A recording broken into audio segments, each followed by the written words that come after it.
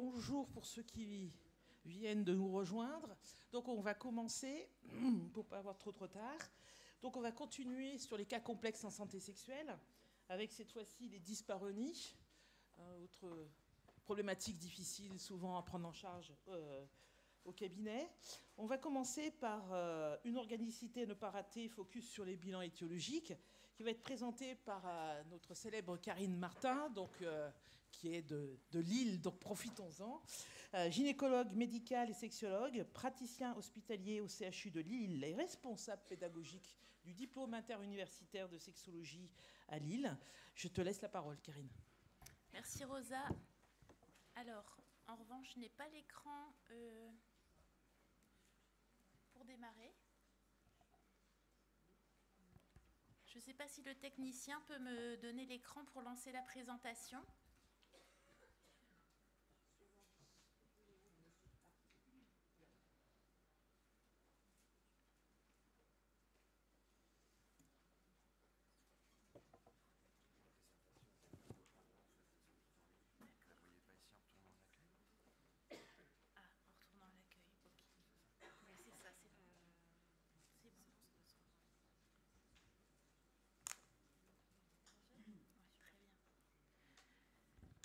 Alors, une organicité à ne pas rater, focus sur les bilans étiologiques. Donc, merci Rosa de m'avoir confié ce sujet dans cette session sur les dyspareunies. Alors, Flore a 24 ans et elle exprime « J'ai mal quand j'ai des rapports ». C'est un symptôme extrêmement fréquemment exprimé pour nous, gynécologues ou sages-femmes, en consultation de gynécologie.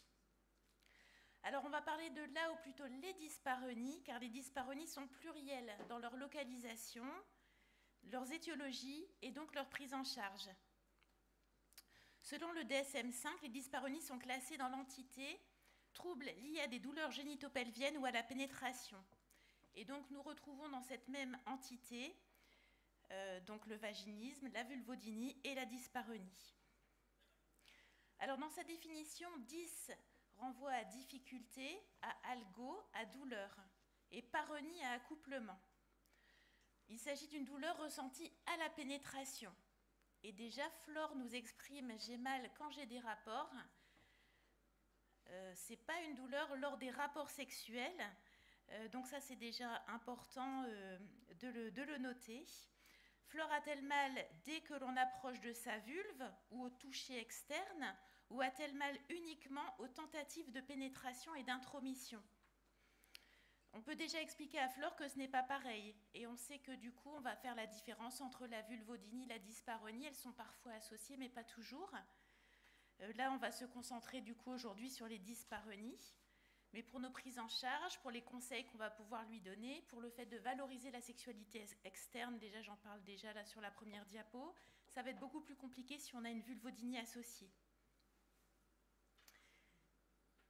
En tout cas, deux grandes entités, la dyspareunie d'intromission ou superficielle et la dyspareunie profonde. Ensuite, nous verrons qu'elles peuvent être primaires ou secondaires, et donc on ne va pas les aborder de la même manière. Très fréquente, 10 à 40% des femmes selon les études, probablement une fréquence autour de 20%, c'est-à-dire quand même une femme sur 5. Alors je vous passe ici, au rappel, le cycle de réponse sexuelle féminin. N'oublions pas que la douleur peut entraîner une contamination de toutes les phases. Par anxiété anticipatoire, il y aura des troubles du désir et c'est normal de rappeler à nos patientes que c'est normal de ne pas désirer un moment dont on sait qu'il sera potentiellement douloureux. Donc les troubles du désir dans ce cadre, déjà poser la question de la douleur quand une patiente consulte pour des troubles du désir, parce que c'est normal de ne pas avoir envie d'avoir mal.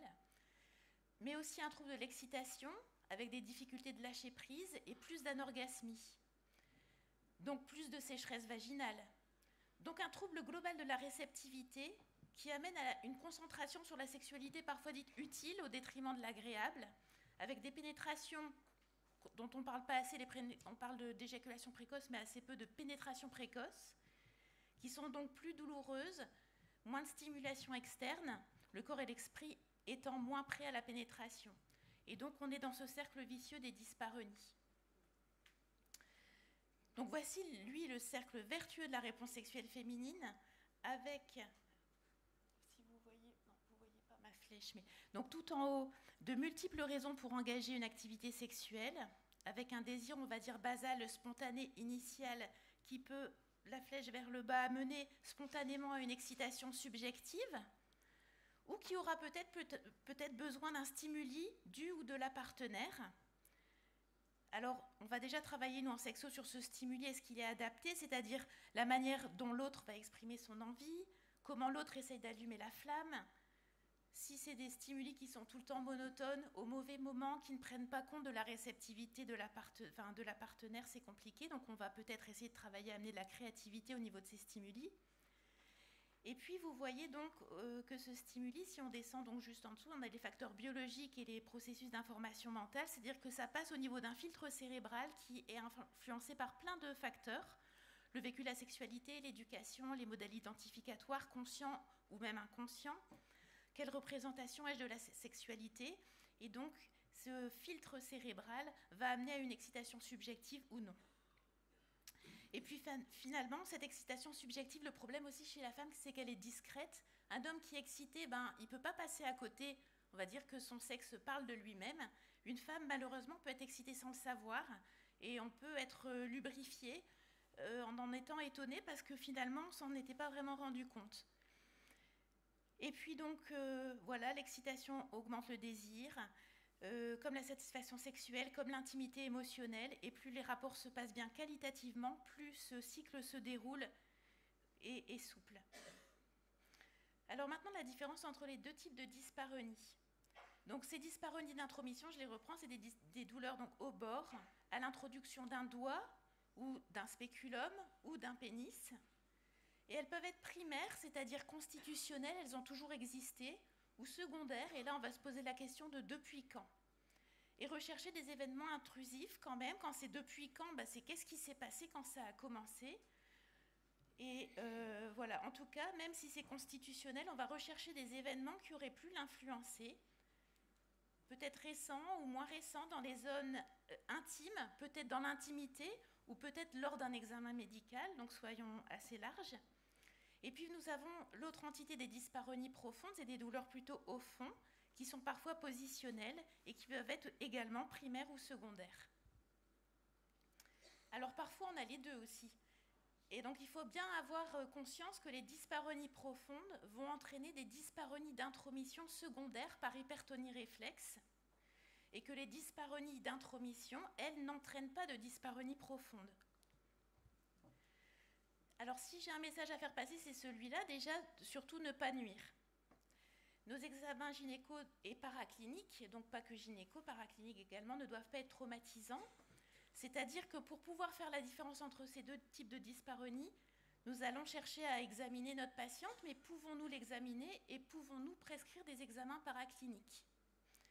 C'est-à-dire, c'est le vaginisme qui nous fait peur, c'est-à-dire qu'une patiente qui a un vaginisme, on ne va pas pouvoir de toute façon ni l'examiner, ni lui prescrire des examens paracliniques, et parfois ce vaginisme se rapproche un peu de cette dyspareunie primaire d'intromission. Alors du coup, une question qu'on peut quand même poser à ces patientes qui ont des douleurs à l'intromission, c'est: vous est-il possible d'introduire un doigt dans votre vagin, ou avez-vous déjà eu un examen gynécologique et comment ça s'est passé ? Et on va en fait en général proposer à ces patientes quand même un examen pour voir un petit peu ce qui se passe. Le proposer bien sûr et pas l'imposer. Et vraiment c'est important quand on passe à l'examen donc de prendre toutes les précautions possibles, c'est-à-dire on ne les fait pas mettre toutes nues, on ne les regarde pas se déshabiller, enfin il y a plein de choses, mais d'observer vraiment globalement son corps, son visage, de l'amener à un bon positionnement, une bonne détente sur la table d'examen. Parfois même, moi, j'ai l'habitude plutôt de venir du côté de sa tête plutôt que m'asseoir entre ses jambes directement, c'est-à-dire de voir déjà, et de me mettre à côté d'elle et de voir, est-ce que vos genoux tombent bien, est-ce que ses genoux tombent bien comme les pages d'un livre, est-ce qu'elle est bien sur la table, comment ça se passe, parce que déjà ce positionnement sur la table d'examen va nous informer. Les patientes qui ont un vaginisme, elles se positionnent tout de suite très mal et elles ont tendance à vraiment laisser les cuisses fermées. Et puis donc parfois, comme la position est bonne et qu'on peut aller plus loin, on va pouvoir introduire un doigt et mettre en évidence une contracture réflexe. Et on va demander aux patients de contracter et de relâcher sur le doigt. Est-ce qu'elles savent contracter? Parce qu'en général, quand on sait contracter, on sait faire l'inverse aussi et relâcher. Donc ça, c'est avec toutes les précautions. J'ai déjà des patientes avec un vaginite, quand elles se sont mises sur la table d'examen, j'ai déjà eu des malaises vagales ou des choses comme ça, enfin vagos. En tout cas, ce moment d'installation, il est important, il nous dit déjà beaucoup de choses. Et de toute façon, même dans les examens en général, il faut parler, expliquer, travailler sur la respiration, regarder comment notre patiente respire. Tout ça, c'est pour ancrer, expliquer ce qu'on fait, pourquoi on le fait. On se rend compte qu'il y a des femmes qui ont fait des frottis ou des tests HPV depuis, les frottis depuis 10 ans, et elles savent toujours pas, en fait, elles savent pas à quoi ça sert. Donc, c'est vraiment important d'expliquer ce qu'on fait, pourquoi on le fait, et ça permet d'ancrer aussi la patiente dans la consulte. On est là ici en consultation de gynécologie. Il faut se méfier du coup de ces aspects d'hypervigilance. On ressent de la peur, ou une forme de détachement est aussi à interroger, c'est-à-dire que parfois elles se détachent complètement et là elles ne sont plus là vraiment, et se méfier du coup de la dissociation sans faire peur du tout, mais c'est toutes des notions qu'il faut quand même avoir en tête. Et ensuite, donc, respecter la non-douleur dans la sexualité, c'est-à-dire comment vous êtes-vous adapté à la situation par rapport à cette douleur, c'est intéressant. Parce que est-ce que du coup, comme ça fait mal à la pénétration, la sexualité extracoïtale a peut-être été valorisée ou pas? Déjà, elle n'est peut-être pas forcément en couple, donc est-ce que vous êtes en couple? C'est aussi une question à poser, parce que parfois elles consultent pour des dyspareunies, mais elles ne sont plus en couple, et ce n'est pas une évidence qu'elles soient en couple. Et puis il y en a qui vont nous dire ça fait mal, mais on continue, ça va bien finir par passer, je serre les dents. Et il y en a d'autres qui vont dire qu'elles favorisent les caresses externes, elles partagent du plaisir ensemble, enfin ils partagent du plaisir ensemble, sans pression, et l'éjaculation a plutôt lieu en général à l'extérieur. En tout cas, donc pour revenir sur cet examen, il est possible, quand il est possible, avec toutes les précautions nécessaires. Donc quand il y a donc des dyspareunies d'intromission, on va pouvoir, grâce à l'examen, voir s'il y a des dyspareunies profondes associées ou non, et on ne peut pas toujours l'évaluer dès la première consultation. Et prendre en charge cette hypertonie musculaire orificielle va pouvoir nous permettre d'évaluer s'il y a des dyspareunies profondes. Alors, quid de l'échographie pelvienne?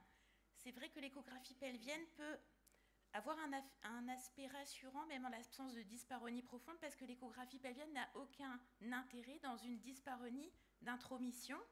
En plus, si elle est primaire, elle est constitutionnelle, il peut y avoir un vaginisme, donc attention. Mais ça peut permettre quand même de voir que tout est normal, de visualiser sur l'écran l'appareil génital qui est parfois pas intégré. Alors je peux subir ou plutôt bénéficier des mêmes examens que les autres femmes. Ça ira si un jour je veux être enceinte. C'est des choses qui peuvent permettre de se construire cette confiance. En tout cas, quand on rééduque par exemple un vaginisme, ça peut être un point d'étape important dans la prise en charge, même sans point d'appel, qui permet de motiver la patiente sur son évolution, de la rassurer, de voir qu'elle chemine et qu'elle avance. Après, c'est différent de faire une échographie pelvienne avec toutes les précautions possibles et d'avoir un rapport sexuel avec pénétration qui va durer je ne sais pas combien de temps et des va-et-vient. Donc c'est vrai que ça peut être un point d'étape important de rassurance dans la prise en charge par exemple d'un vaginisme ou d'une dyspareunie d'intromission primaire. En tout cas, attention de bien le préciser sur nos prescriptions. Ne rien prescrire en général sans expliquer. L'examen ne doit pas être non plus traumatisant. Et j'ai dans mes patients des patientes qui ont eu des échographies pelviennes endovaginales alors qu'elles n'avaient pas démarré leur sexualité. Ne pas oublier que l'âge n'est pas un critère pour avoir débuté sa sexualité. L'IRM qu'on fait vraiment dans les dyspareunies profondes, là, quand il n'y a pas de dyspareunie d'intromission, on peut d'ores et déjà et tout de suite, la patiente peut ressortir de la consultation avec... moi, je fais quasiment tout le temps les deux prescriptions en même temps parce que si elles sont douloureuses et que l'échographie pelvienne est normale, de toute façon, il faudra une IRM avec gel de balisage. Et si l'échographie est anormale, de toute façon, il faudra spécifier... donc, quand elles n'ont pas de dyspareunie d'intromission et des dyspareunies profondes, moi, elles ressortent de consultation avec les ordonnances. L'imagerie complémentaire est importante. Après, l'IRM avec gel de balisage, tout ça, il faut être prêt à pouvoir la faire. Elle n'a aucun intérêt dans une dyspareunie d'intromission isolée.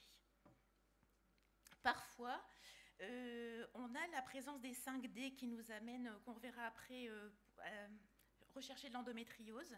Mais il faut savoir expliquer et savoir patienter mettre la patiente peut-être sous œstroprogestatif ou progestatif en continu. De toute façon, le résultat sera le même si on diagnostique l'endométriose, c'est qu'il faudra proposer d'arrêter les règles. Et voilà, une échographie pelvienne ou l'IRM peut être traumatisante, donc parfois il faut savoir la différer, même quand on a des signes qui nous font évoquer de l'endométriose. Alors, par rapport à la dyspareunie, on va repartir vraiment de l'extérieur, ne pas oublier que nous devons regarder la vulve, s'intéresser à la flore vaginale, mais aussi les muscles périvaginaux et s'écarter vers le bassin osseux et les charnières. S'intéresser aux douleurs génitosexuelles, bon ça on est dedans, mais aussi à la sphère vésico-urinaire et anorectale. Et c'est une zone qui est pleine de veines, de nerfs, et aussi l'état général de notre patiente. Par exemple, on a des patientes anorexiques qui ont un IMC très bas avec des sécheresses, voilà, voir s'il n'y a pas un eczéma, et ça on va revoir les diagnostics. Donc c'est une zone finalement très complexe. Alors les périodes à risque de dyspareunie d'intromission sont le début de la sexualité. Alors Flore, elle a débuté sa sexualité vers l'âge de 24 ans, mais on la débute à tout âge. Donc nous serons plutôt sur des dyspareunies primaires. Et les dyspareunies, par exemple, dans le postpartum, sont fréquentes et au moment de la ménopause. Mais c'est pareil, on peut avoir des insuffisances ovariennes prématurées, des sécheresses ou d'autres traitements qui peuvent assécher pour certains cancers. Donc là, nous serons, dans ces deux cas, en tout cas, sur des dyspareunies d'intromission secondaire. Alors, j'espère que vous voyez bien. Donc, les dyspareunies d'intromission globale, là, nous devons penser, on l'a dit, vulve, vagin et muscles. Et donc, les étiologies organiques sont plus facilement retrouvées dans les dyspareunies d'intromission qui sont plutôt secondaires. Alors, quelles sont-elles au niveau de la vulve? On peut voir une mycose vulvaire, une dermatose. On a vraiment des patientes adressées pour des mycoses à répétition, des mycoses chroniques, et qui sont finalement, qu'on peut juste traiter, et qui arrivent en sexologie, mais c'est parce que ça n'a peut-être pas été bien traité avant. Donc, en tout cas, rechercher des dermatoses. Est-ce qu'il y a un lichen? Est-ce qu'il y a un eczéma? Est-ce qu'il y a un psoriasis? Je pense aussi à l'atrophie vulvo-vaginale ou au sgum. Beaucoup plus rarement au GVH vulvaire, mais ça, en général, elles ont eu des greffes ou elles ont des traitements immunosuppresseurs et le diagnostic, on les recherche déjà de base. Donc, on va parfois faire des tests diagnostiques aux antimycosiques ou aux dermocorticoïdes,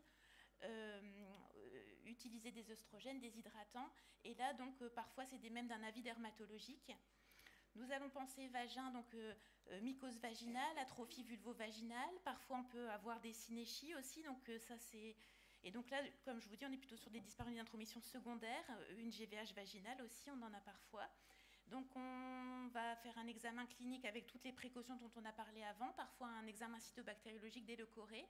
Et parfois, des tests diagnostiques, même si parfois, c'est très contradictoire. Les ECBL rapportent... pas vraiment de diagnostic, et parfois les traitements peuvent quand même nous aider. Et en tout cas,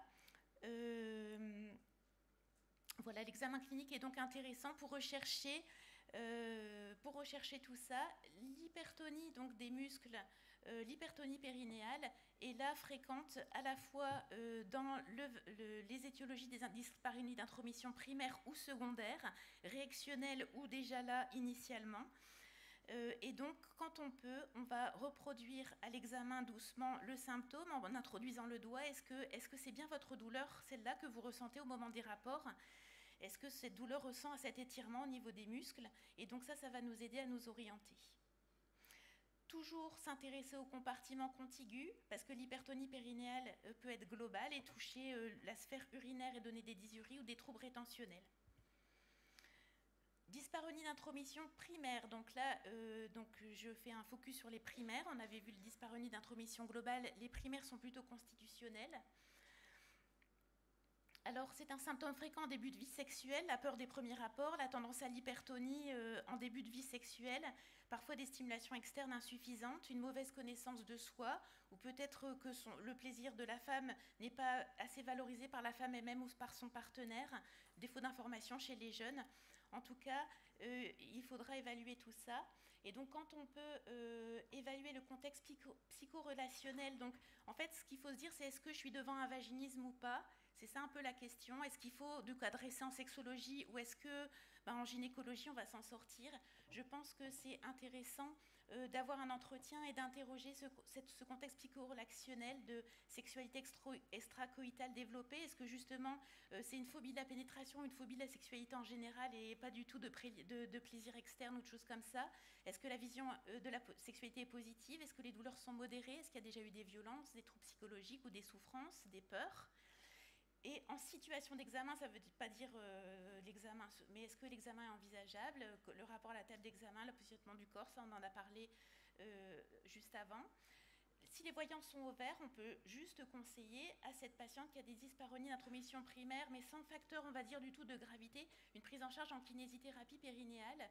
Tous les voyants sont au vert, donc parfois il y a une méconnaissance du schéma corporel, des muscles périvaginaux, donc on va prescrire des hydratants. Et on va insister sur l'importance de préparer le corps et l'esprit à la pénétration, on peut parler des pénétrations précoces. En tout cas, l'échographie pelvienne n'a pas d'intérêt diagnostique, sauf si on en a parlé avant. Les étiologies organiques sont assez rares parce que si on a parfois, donc c'est très rare, mais on a des hymens charnus, des imperforations hyménéales ou des agénésies vaginales, mais en général, ce sont des vaginismes, il n'y a pas eu de pénétration possible, on n'est pas dans la dyspareunie, on est plutôt vraiment dans le vaginisme. Dyspareunie d'intromission secondaire, donc là, elles sont plus faciles, elles ne sont pas constitutionnelles, elles sont plus facilement organiques, et donc on va traiter l'étiologie organique. On va utiliser des hydratants, des cicatrisants, on va traiter la sécheresse, et donc voilà, et on va y associer de toute façon une prise en charge mécanique. Je pense par exemple à la ménopause ou au postpartum, qui sont des périodes complexes parce que ce sont des périodes au carrefour du somatique et du psychosomatique, parce que la grossesse, le postpartum comme la ménopause sont des événements en vie pas simples et des périodes de sécheresse, on va dire, un peu physiologiques.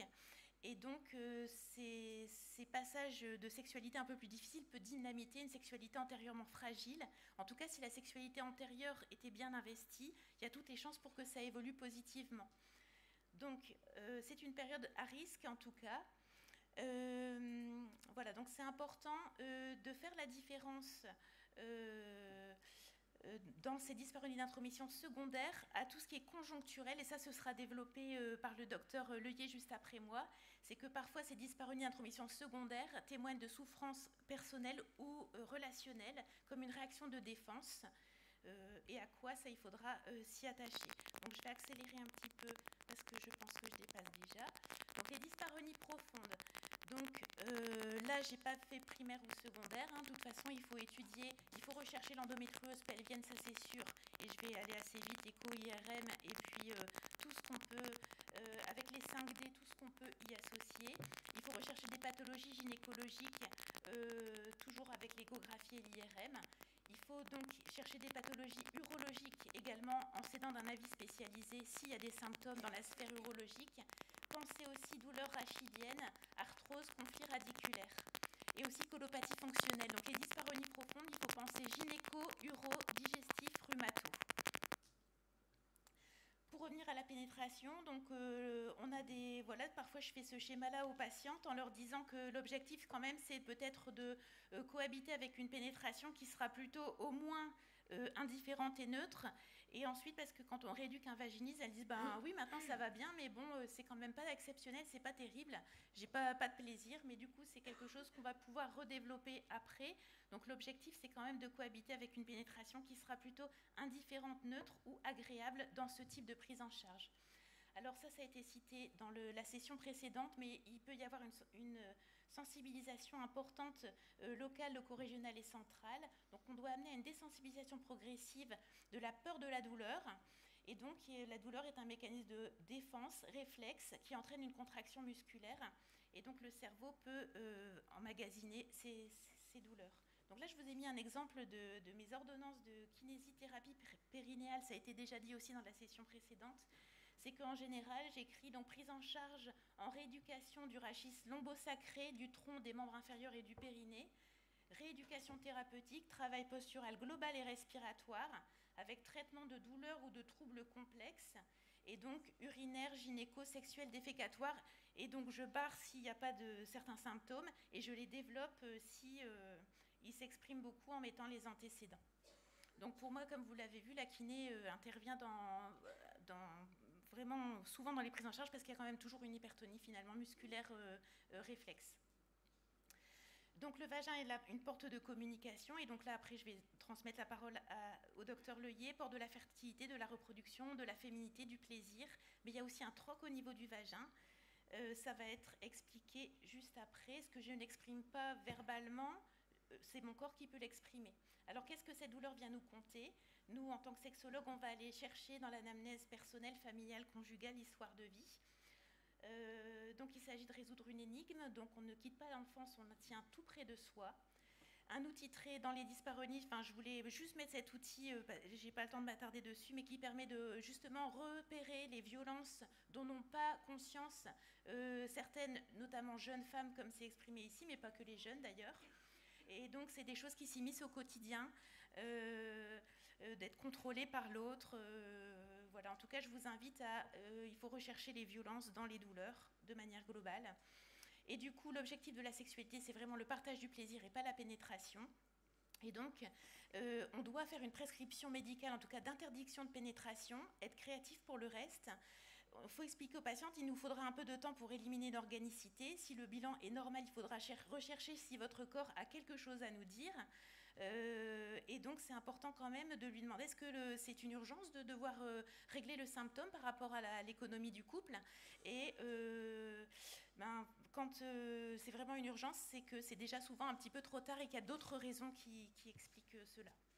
Donc si je veux réussir à accompagner un être vers un but précis, je dois le chercher là où il est et commencer là, justement là. Merci de votre attention.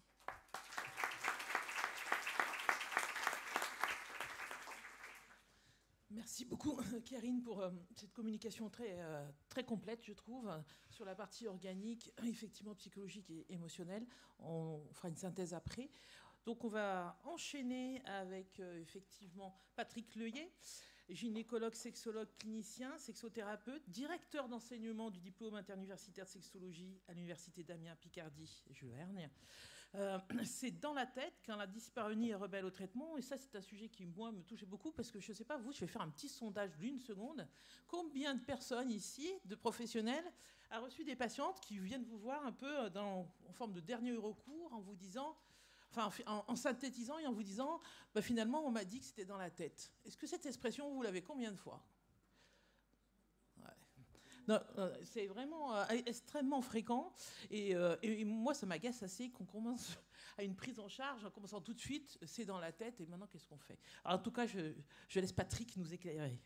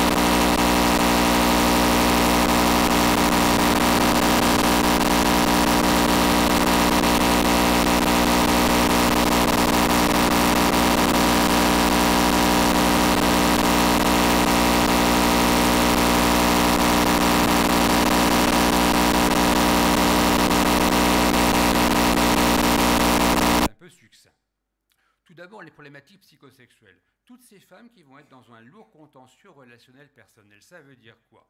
Une éducation parentale non permissive, non valorisante, sans compter parfois, on peut dire une éducation perverse. Une orthodoxie religieuse stricte qui peut se rajouter à cette éducation parentale. La question de l'angoisse, bon, bien sûr, comme tout le monde, la question de l'angoisse existentielle, mais surtout, combien de fois on retrouve dans les dyspareunies et les pathologies féminines toutes ces femmes qui sont dans une problématique gynécologique personnelle, on pourrait dire, allez, antécédents d'infertilité, contexte d'infertilité, la question de la ménopause, tout ce qui est lié à la gravidopuerpéralité, c'est-à-dire les grossesses, les accouchements, les fausses couches et les IVG. Tout ça, il ne faut jamais oublier, sont des éléments très marquants dans la vie d'une femme. Et également, toutes ces problématiques gynécologiques, familiales, maternelles qui sont transmises, qui ne peuvent pas ne pas interpeller, si vous voulez, la femme. Bien sûr qu'il peut y avoir des traumatismes passés, abus sexuels, maltraitance, violence, etc. N'oublions pas également l'insatisfaction sexuelle, que ce soit par sécheresse, dysfonction masculine, manque de savoir du partenaire masculin, incompétence sexuelle, etc. Et ça a été dit tout à l'heure à juste titre également par Karine. N'oublions jamais également, dans le cadre, si vous voulez, très spécifique des dyspareunies, mais là primaire, on peut avoir certaines femmes qui sont dans un reliquat, une forme évolutive de vaginisme. C'est-à-dire que ce sont de vrais vaginiques, avec la psychopatho de la vaginique, si vous voulez. On pourrait passer à côté dans la prise en charge, c'est-à-dire ce sont des dyspareuniques primaires, ce sont des femmes qui ont fini par, à un moment donné, au bout de 6 mois, plutôt 1 an et demi, elles ont fini avec un partenaire masculin suffisamment attentif, si vous voulez, et patient, à être pénétrées, à avoir mal tout le temps, même à la limite, elles ne savent pas tellement bien comment elles ont pu être pénétrées, mais elles l'ont été pénétrées, mais bien sûr avec une douleur constante. Donc il y a un petit pourcentage de dyspareuniques primaires qu'il ne faut jamais oublier, qui sont de vrais vaginiques, et à prendre en charge indiscutablement, si vous voulez, comme de vrais vaginiques au niveau de la psychopathologie. Et ça fait mal, bien sûr, parce qu'elle a peur. Alors, les conflits conjugaux et ou relationnels, globalement, 2 choses. Vous avez tous ces cas où le conjoint est consciemment mal accepté. Tous ces problèmes de communication, combien de fois on retrouve ça en consultation de sexo, etc. Bien sûr qu'il peut y avoir des troubles sexuels masculins, une éjaculation prématurée, la non prise en compte des besoins féminins, etc.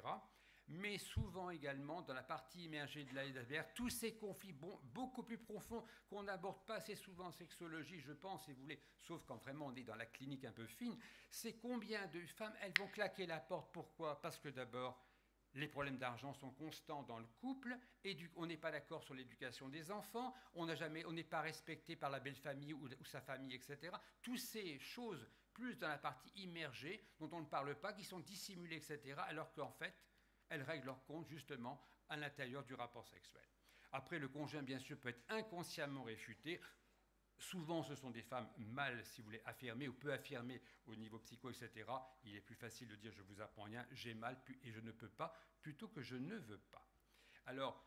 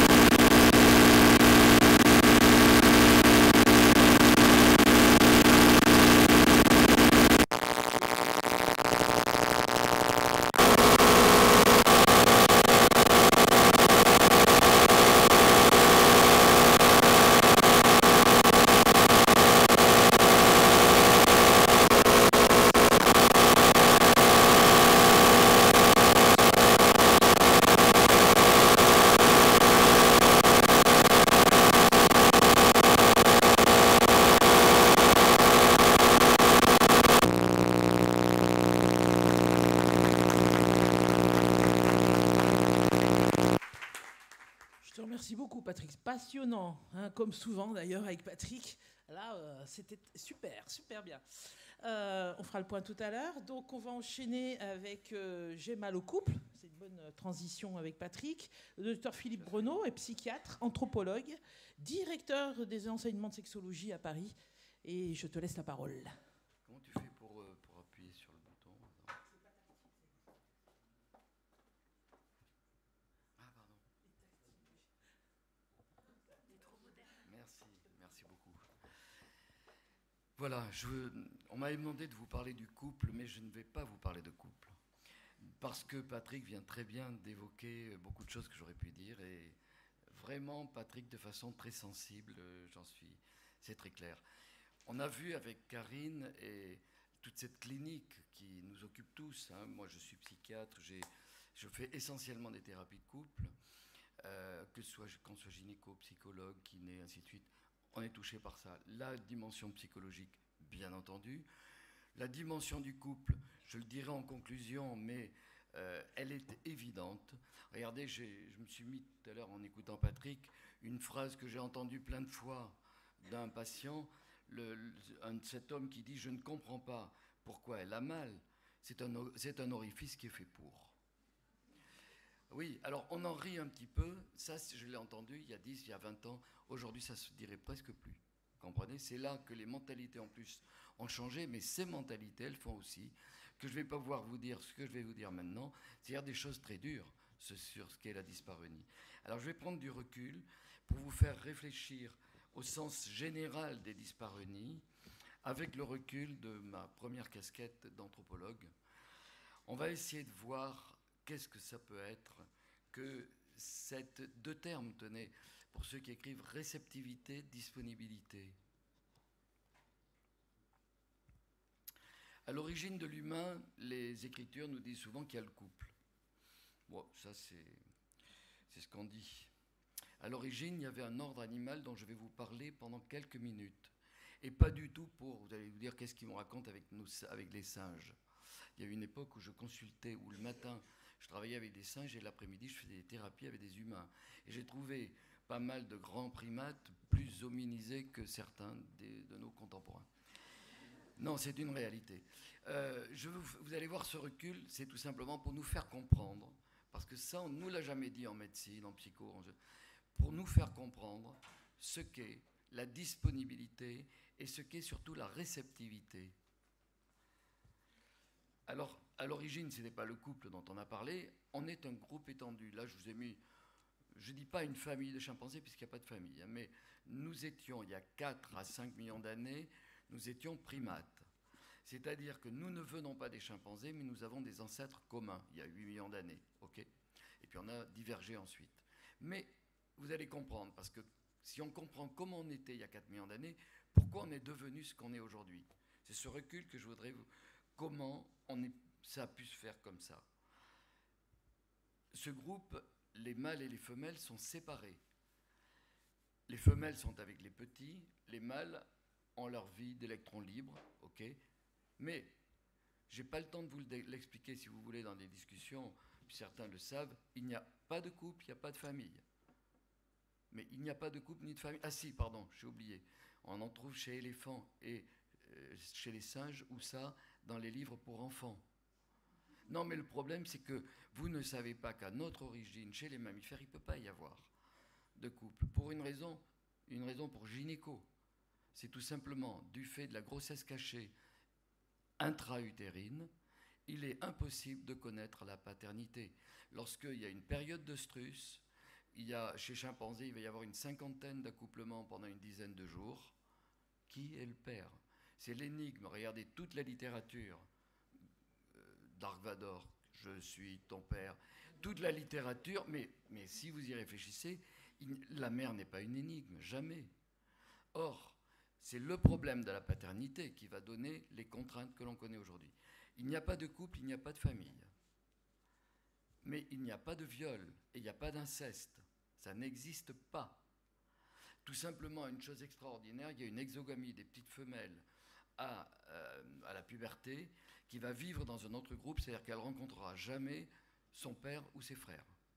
Exogamie. ce qui existe toujours dans certaines sociétés traditionnelles ensuite. Mais il n'y a pas de viol. Et l'observation on a montré qu'il n'y a absolument pas de viol, et je vais vous dire pourquoi dans un instant. Mais il n'y a aucune violence sexuelle. Il y a de la violence intrasexe, c'est-à-dire que les mâles vont bagarrer entre eux, vont se tuer pas, hein, il n'y a pas les meurtres comme on peut avoir dans l'humanité. Mais ils vont se bagarrer pour devenir dominants, pour l'accès aux femelles, pour l'accès à la nourriture. De l'autre côté, les femelles vont être extrêmement jalouses entre elles et très violentes, d'accord, parce que la dominance, c'est une société matrilinéaire, on est l'enfant de sa mère et on a le rang de sa mère. C'est-à-dire les petites guenons ou les petits chimpanzés, ils ont le rang d'une femelle dominante, par exemple, plus que ceux de... Voilà. Mais il n'y a pas de violence intersexe. Pourquoi ? Parce qu'il n'y a pas de couple. Le problème de l'humanité, c'est quand on va résoudre l'énigme de la paternité par le mariage, c'est-à-dire qu'on enferme une femme pour être certain de la filiation, à ce moment-là, surtout dans nos civilisations aujourd'hui, ce qui n'est pas la tradition. Dans la tradition, vous aviez toujours le gynécée avec des femmes qui protègent les femmes. Depuis une ou deux générations, par exemple en France aujourd'hui, c'est la première fois depuis le début de l'humanité où un homme et une femme sont en face l'un de l'autre, sans espace tampon. Il n'y a pas la belle-mère, il n'y a pas... Nos arrière-grands-parents, il y avait toujours plusieurs générations entre eux. Les femmes pouvaient être protégées. Aujourd'hui, pourquoi y a-t-il autant de conflits, autant de séparations ? C'est parce qu'un homme et une femme sont en face l'un de l'autre. Je parle là de couples de sexes différents. Mais, très important, on est au début de l'humanité. Ni couple, ni famille, ni inceste, ni viol. Pas de violence entre mâles et femelles, puisqu'il n'y a pas de couple. Et il y a quelque chose de très particulier, qui est la réceptivité.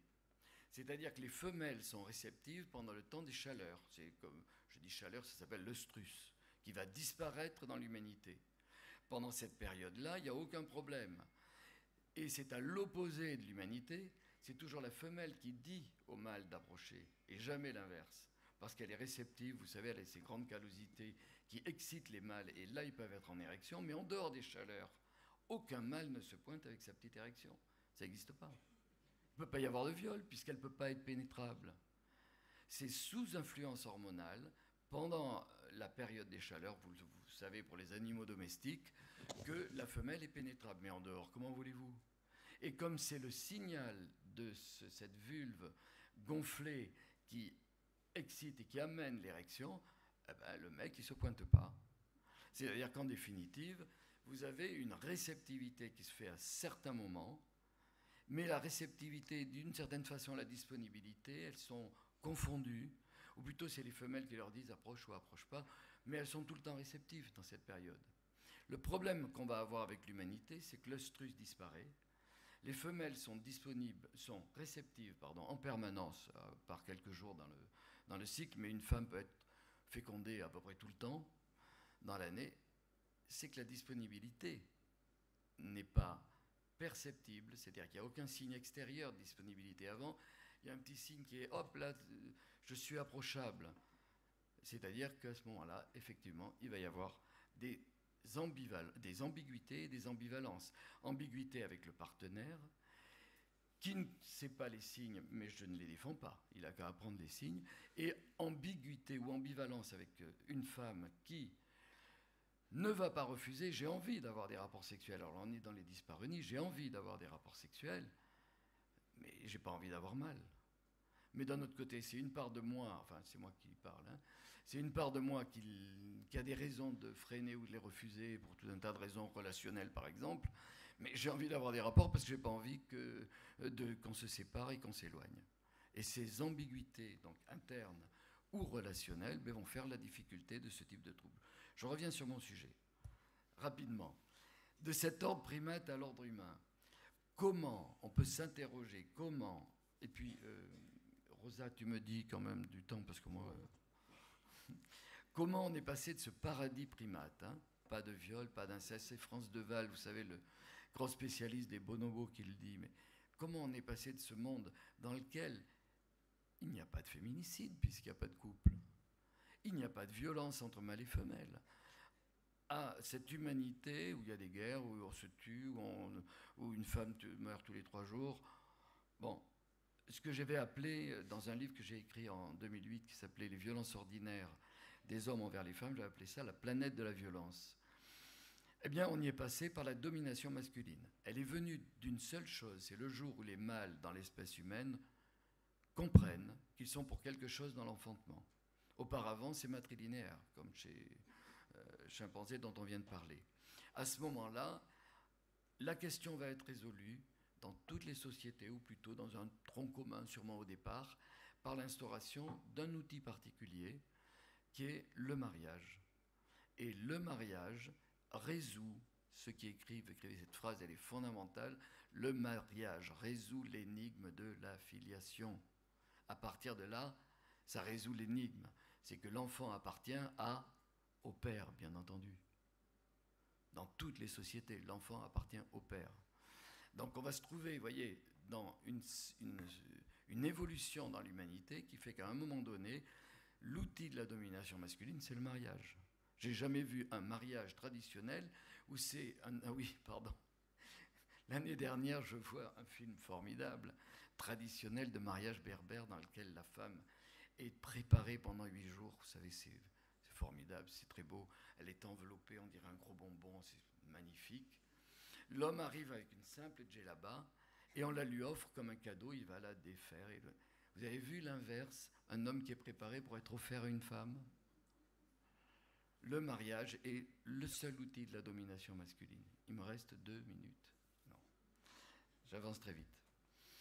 Cet ordre humain de domination ordinaire des hommes envers les femmes, ça va impliquer quelque chose de terrible, que j'ai appelé la libre circulation du pénis dans les parties génitales de son choix. Là, j'insiste, lisez un livre, pour ceux qui aiment la littérature. Shorter, j'oublie son nom, c'est un historien des mentalités américain qui a écrit sur l'évolution en Europe. Ça s'appelle « Le corps de la femme ». Vous le trouvez dans un libraire d'anciens.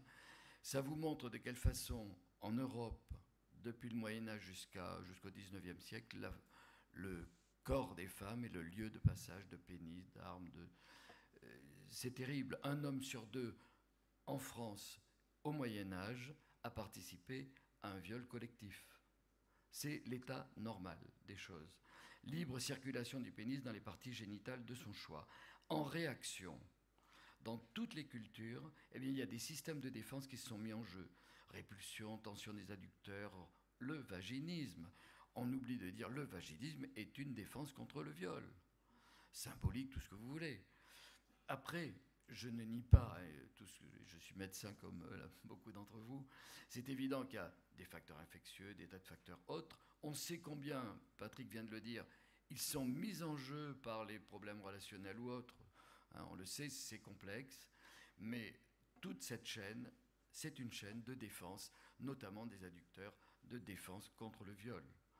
Et des symptômes résultent de ces confrontations non désirées, douleurs, brûlures, dyspareunie. La dyspareunie, si on y vient, est une douleur ressentie avant ou pendant les rapports. La cause essentielle, quelle qu'elle soit, c'est la sécheresse vaginale. D'accord? C'est une cause générale. Ça veut dire que c'est un vagin qui n'est pas préparé à la pénétration. On serait, chez primates, chez chimpanzés, c'est pas possible, puisqu'on ne s'accouple que lorsque la vulve est prête. C'est pas possible. Donc, dans l'humanité, si c'est pas préparé, eh bien, solution, il n'y en a qu'une. Je vous le mets, c'est une solution thérapeutique, pas de pénétration. Hein, c'est ce que j'enseigne, comme nous tous, à nos étudiants, et on vous l'enseigne. On va demander au couple, pas éviction des rapports sexuels, on dit. Non, je dis pas de pénétration. Alors, vous avez des résistances. Combien de fois j'ai dit à ce moment-là, il y a un homme qui dit, mais enfin, quand même, on ne va pas arrêter de faire l'amour. Voilà ce que je lui dis. Mais souvent, les hommes... Alors, c'est très facile, ma position de thérapeute homme. Hein. Je suis d'accord. Parce que pour les femmes, c'est pas simple. Où il se dit, qu'est-ce que c'est que ces 2 femmes qui se liguent contre moi? Ma position, il va passer un mauvais quart d'heure. Il va passer un très mauvais quart d'heure. Même si on est devant son épouse, je vais lui demander, vous avez déjà été pénétré? Alors, en grande majorité, dans le cisgenre hétérosexuel, mais il y a beaucoup... non. Parce que notre ami, je j'oublie son nom, un ami sexologue avait défini à l'époque l'hétérosexualité contre une sorte de défense contre l'homosexualité. C'est vrai que c'est très construit comme ça. Eh bien, il est là, mais je lui dis, mais même, regardez tout simplement, le réflexe, un médecin qui vous fait ouvrir la bouche, qui pénétrer quelque part. Et vous voyez bien cette répulsion. Et c'est très intéressant de parler avec ces hommes de ce que peut être la pénétration dans son corps, quelque chose qu'il n'a jamais imaginé. Là, souvent, il y a une porte d'entrée pour quelques séances où on en parle plus tranquillement. Avec mon ami Serge Wunsch, quand on a fait un travail en 2012 sur 3400 femmes, c'est quelque chose qui s'appelle « Les femmes, le sexe et l'amour », ça vous pouvez le trouver. Et souvent, c'est le questionnaire sur 180 questions. On n'a absolument pas parlé ni de viol, inceste, violence sexuelle. C'est jamais mentionné. Dans le verbatim des réponses, il y a 18% qui en ont parlé. Ça veut dire qu'il y en a forcément plus. 18% qui ont parlé de viol, d'inceste, d'agression sexuelle. C'est-à-dire que dans une population générale, 3400 femmes au hasard, il y a au moins 20-25% de femmes qui l'ont vécu. Alors on avait un autre indice. À la 180e question, c'est-à-dire après avoir répondu à tout un tas de choses, on a posé une question sur ce qu'on a appelé les émotions négatives intenses. Avez-vous vécu dans l'enfance, l'adolescence ou l'âge adulte une ou plusieurs émotions négatives intenses? Peur, douleur, dégoût, honte, culpabilité dans un moment d'intimité sexuelle? Oui, 48,8%. C'est-à-dire une femme sur deux dit « Oui, j'ai vécu un moment d'émotions négatives intenses ». On l'a fait sur les hommes, après on n'est même pas à 3%, on est à 4%. Enfin, ça n'existe pas. On a la même chose qui a été fait au niveau des dyspareunies. Il y a plusieurs travaux qui l'ont montré. Si vous avez parlé de la proportion, et même si on parle tout simplement du rapport, même pas contraint, rapport difficile ou douloureux, lorsqu'on baisse un petit peu les... Là, il y a plus de la moitié des femmes qui disent « Oui, j'ai eu un peu mal de temps en temps ». Et on prend l'échelle masculine, on n'est pas à 2%. C'est-à-dire, et là, il faut insister sur l'asymétrie. Quand je vois les couples, je vais parler d'asymétrie. Nos vécus sont tellement différents. Et après, l'anticipation de la douleur, tout ce dont on a parlé. Ça va? C'est fini? Bientôt. D'accord. Alors, je termine sur le couple moi, ce que je voulais dire. Pourquoi j'ai mis ça?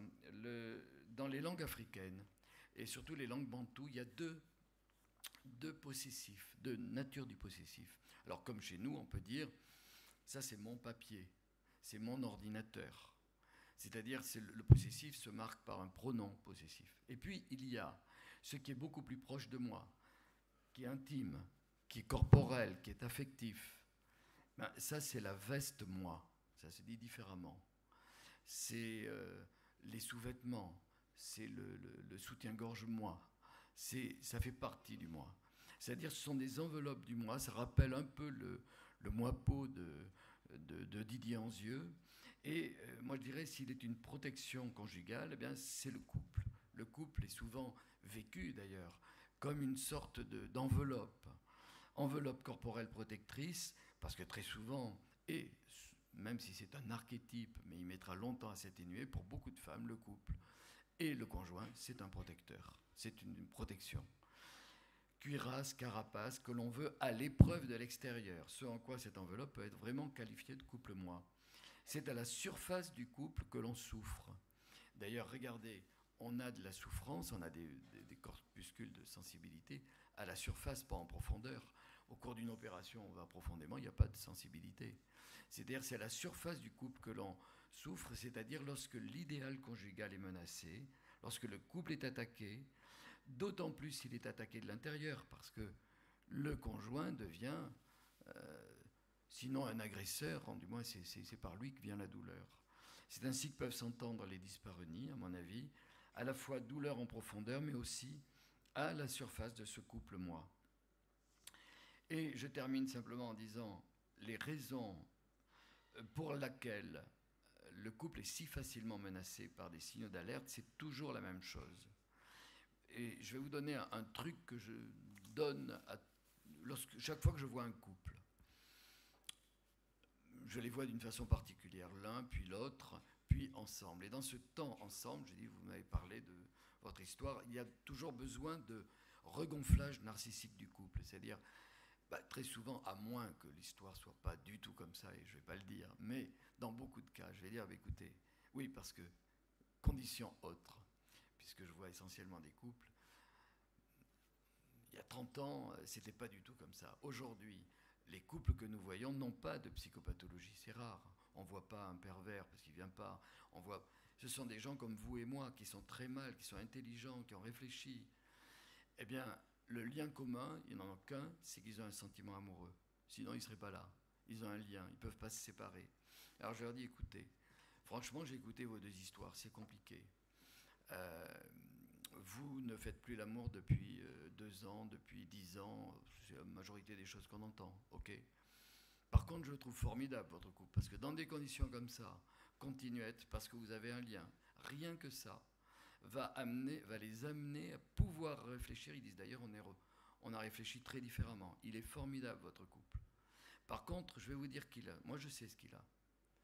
C'est que, alors que ce soit la dyspareunie, que ce soit n'importe quel autre symptôme ou un symptôme individuel, vous pouvez l'écrire et utiliser cette phrase. Vos difficultés viennent que les conditions de l'amour ne sont pas réunies. Alors on va réfléchir ensemble pour que les conditions de l'amour soient plus réunies. Et dans les conditions de l'amour, il va y avoir le fait que si cette femme est dyspareunique, il y a des histoires, il peut y avoir des histoires dans sa vie génitale, antérieure, et qui n'a rien à voir avec le partenaire. Il peut y avoir des choses avec le partenaire. Rien n'est pareil, il n'y a plus de séduction, tout ce qu'on veut. Mais on va essayer de trouver les conditions. À ce moment-là, peut-être que ce vagin sera plus souple. Alors que quand ils viennent, tout s'est inversé. C'est-à-dire, ce vagin, il est dur, mais en face, le symptôme, vous savez qu'on n'a que des symptômes en miroir, le pénis, il devient mou.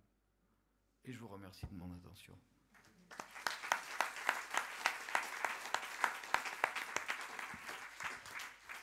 Merci beaucoup Philippe, tu es vraiment, en plus du contenu, mais tu es un narrateur extraordinaire. Alors là, on est subjugué comme d'habitude. Alors vraiment, je crois que pour revenir, ça m'a fait penser au tout début pour construire cette journée avec Karine.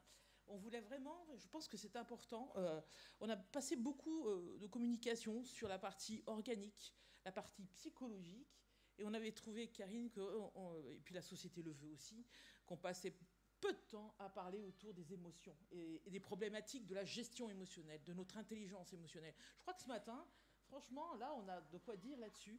Et de toute façon, notre société actuelle nous met face à des problématiques émotionnelles importantes. Donc ça, c'était important. Et je pense que, du coup, le non-verbal devient bien supérieur au verbal. Dans ce sens, tu l'as très bien dit, Karine. Moi, je trouve que c'est essentiel. Et je pense qu'on verra cet après-midi. Mais ça pourrait nous éviter des ennuis, c'est prendre ce temps d'observer.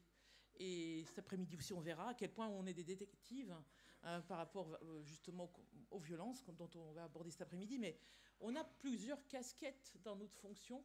Et une est d'être extrêmement observateur, d'analyser et d'évaluer ce qui se passe et d'aller au-delà que le simple examen clinique ou paraclinique, les résultats ou une recherche psychologique, enfin des facteurs psychologiques. Il faut aller au-delà et de voir quel type d'émotions ils sont là. Et je pense que souvent, enfin, en tout cas, alors j'ai peut-être la poisse, beaucoup de patientes sont en colère. Enfin, moi, je trouve qu'il y a beaucoup de colère chez nos patientes qui souffrent, quel que soit le type de douleur d'ailleurs. Je crois que c'est une dimension importante. Après, effectivement, l'histoire du détective, et là je reviens à Patrick, moi cette histoire excellente, écoute-moi, le mot de passe. Franchement, personnellement, j'avais mis ce truc. Mais là, mot de passe, pour moi, ça a vraiment été révélateur des problématiques, que le symptôme soit un mot de passe. Je crois qu'il y a des mots-clés qu'il faut avoir, et ce vagin, lieu de transaction. Là, alors là, tu nous as mis, enfin moi je pense que, en tout cas, moi tu m'as mis des évidences, enfin des mots, des évidences sur des choses qu'on vit tous les jours, et qui sont importantes à mettre en avant et à réfléchir dessus. La femme enfermée, ça c'était vraiment quelque chose qu'on connaît depuis longtemps. Et puis après, effectivement, les explications de Philippe, mais que je connaissais, parce que tu nous l'as déjà raconté sur la paternité, qui était une énigme aussi. Hein. Vous voyez ce côté détective, enfin, vraiment qui va être à l'origine, enfin d'aller chercher l'information. De toute façon, être professionnel en santé sexuelle, c'est d'aller vers. Moi je dis c'est toujours aller à la pêche. On ne peut pas rester comme ça, attendre que ça vienne vers nous, c'est impossible. Alors là, on va passer à côté de plein de choses et on le verra cet après-midi. Mais je crois que notre rôle est avant tout d'aller chercher l'information, d'analyser, d'évaluer, et pas que être juste, voilà, petit 1, petit 2, conclusion, on a pris ça, on regarde, on examine, et puis il faut aller au-delà et surtout de vraiment interpréter beaucoup de choses. Voilà, ça c'était vraiment la partie un peu synthétique. Alors maintenant, je vais laisser à la salle, avez-vous des questions? Profitez de nos excellents experts. Je voulais justement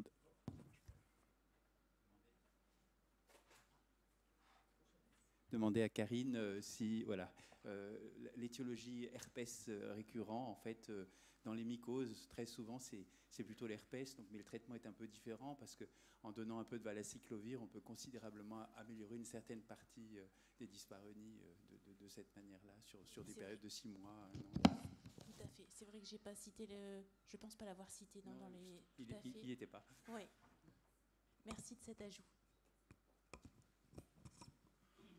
Après, souvent, c'est des patientes, elles connaissent en général. Enfin, c'est des patientes plutôt qui ont fait une primo-infection, qui est peut-être passée inaperçue. C'est que ce n'est pas détectable dans les PV, donc ignoré, parce que sur le PV, il y a marqué Candida, mais il n'y a pas marqué herpès. Mais pourtant, quand on les écoute, une candidose qui arrive comme ça, de but en blanc, plutôt d'ailleurs après une petite période de stress, de fatigue psychique et physique, la candidose, c'est juste le symptôme apparent, mais la résurgence en fait qui est dans les nerfs de la sensation douloureuse, elle est présente, quoi. Donc le valacyclovir, c'est pas moi qui ai inventé ça, hein, c'est le docteur Bobot qui militait un peu pour ça.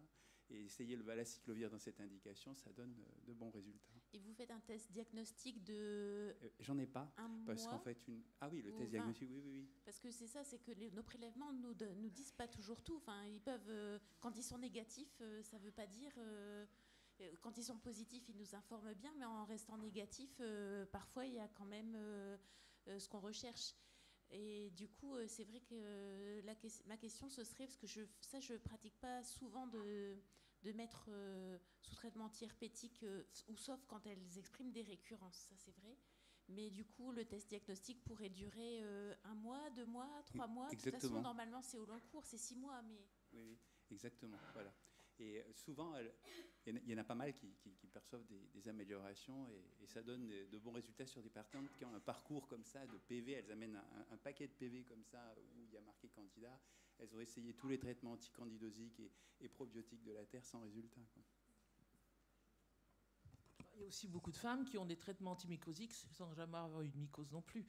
Ça revient à la remarque de Karine et de Patrick, de ces gens qui se trouvent avec des prises d'ovules à répétition, en tout cas moi j'en ai énormément, sans avoir la preuve d'avoir une infection.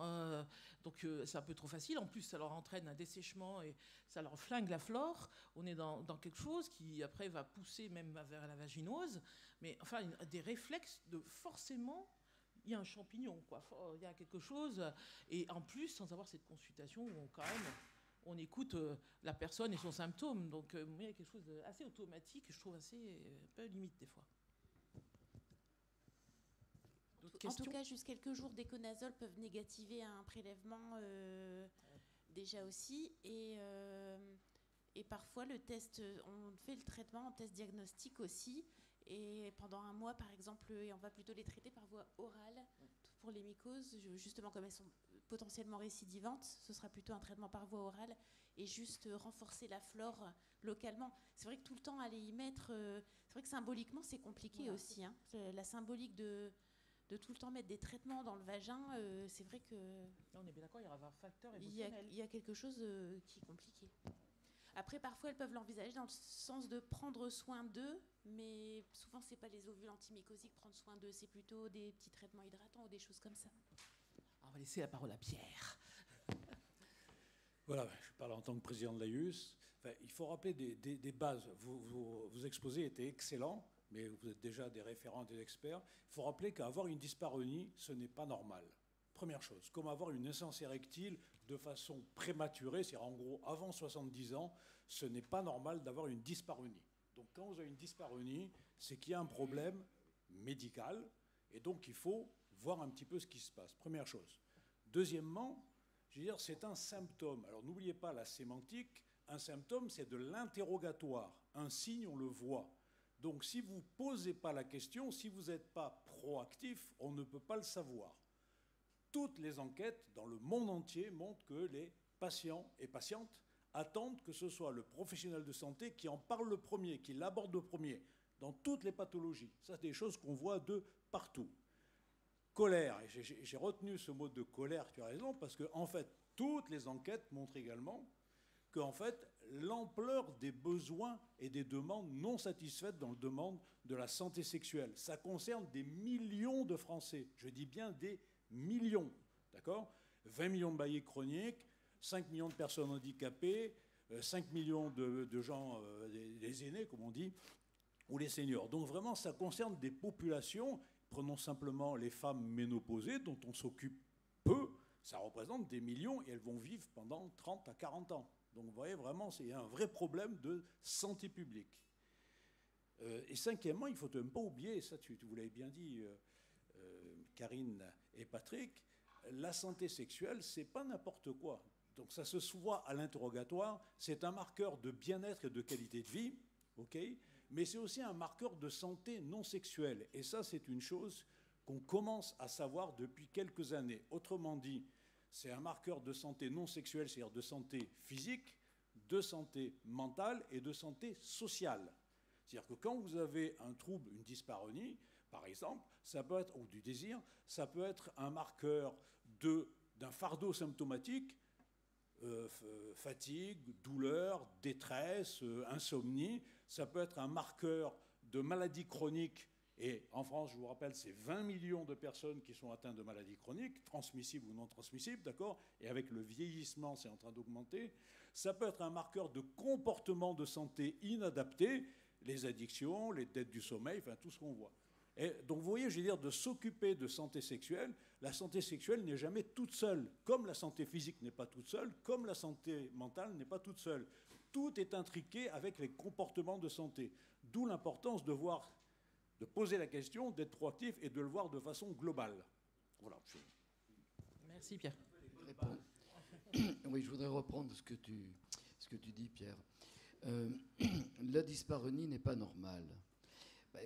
Mais il faudrait le répéter.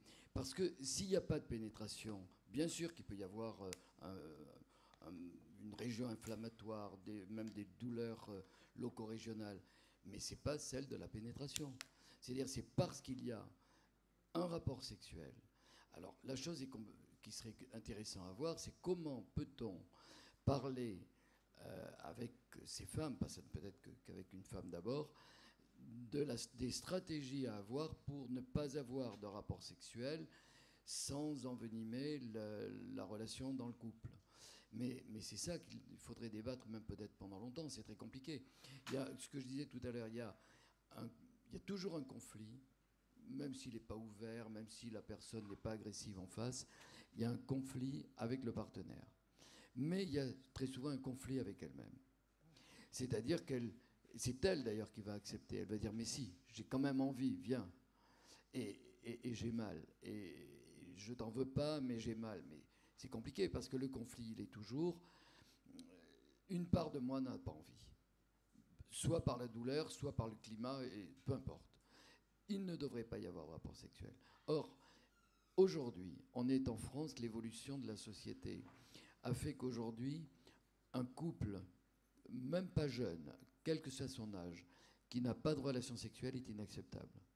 Pour qui que ce soit. Vous n'avez pas un chroniqueur, une émission de radio, n'importe quoi qui ne parle pas de sexualité. Et il parle de quoi ? On a tellement fait l'amour, on baise, on orgasme à chaque fois.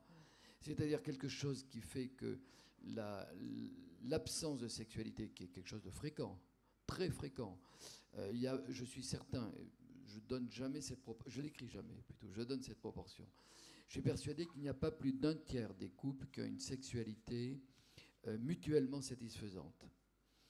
vraiment mutuellement satisfaisantes. Un autre tiers dans lesquels un des deux est insatisfait et un autre tiers qui ne fait pas l'amour.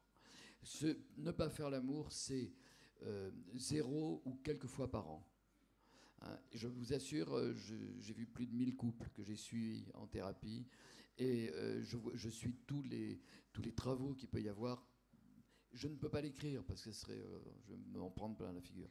Mais la proportion, elle est sûrement comme ça.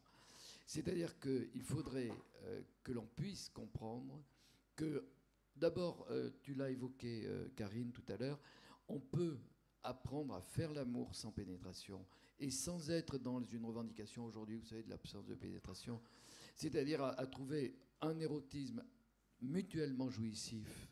Et ça, c'est aussi le biais des sexologues. On a des stratégies, on a des habiletés pour vous aider à ça.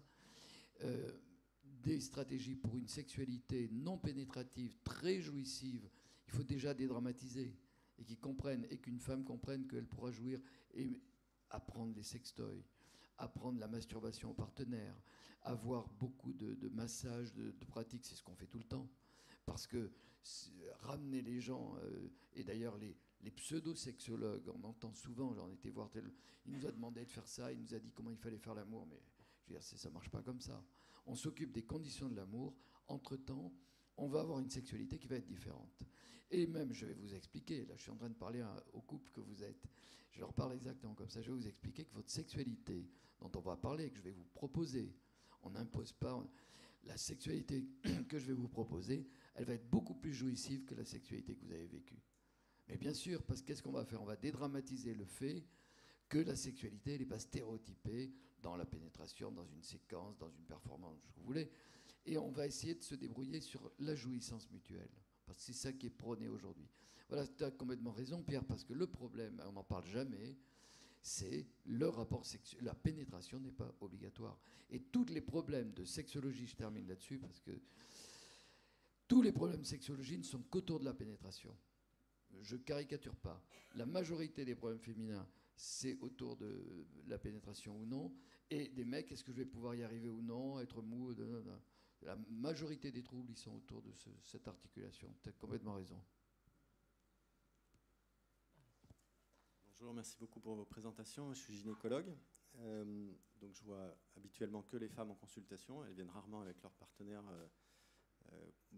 soit pour des consultations de gynéco standard, soit pour des problèmes de dyspareunie. La question, c'est comment est-ce qu'en consultation standard, on aborde la question de la douleur, de la dyspareunie? Est-ce qu'il y a une question type à poser en dépistage? Et la deuxième chose, vous avez marqué interdiction de pénétration, interdiction médicale de pénétration. Est-ce que c'est quelque chose en pratique que vous prescrivez, que vous écrivez pour le partenaire?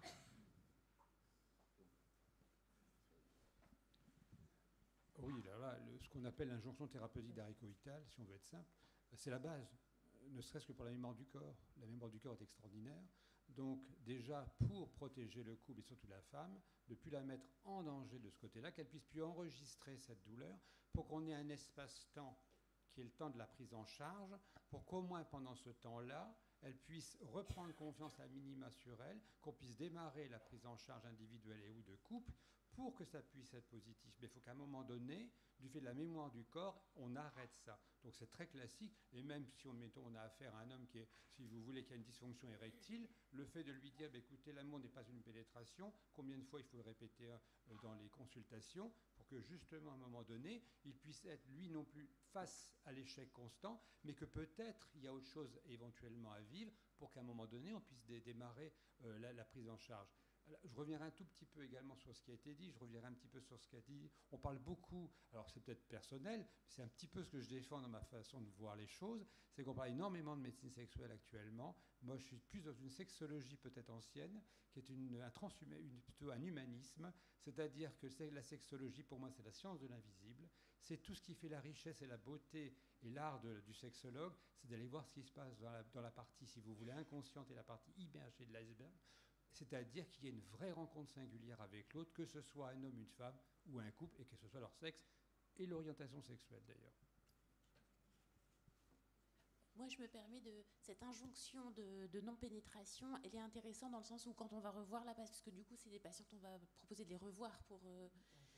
et de voir si c'était respecté ou non. Et du coup, ce qui a été mis en place, parce que du coup, il y a vraiment... J'ai bien compris l'importance de cette injonction, mais est-ce que Moi, je l'écris. sur une ordonnance pour que la patiente puisse montrer à son partenaire c'est interdit?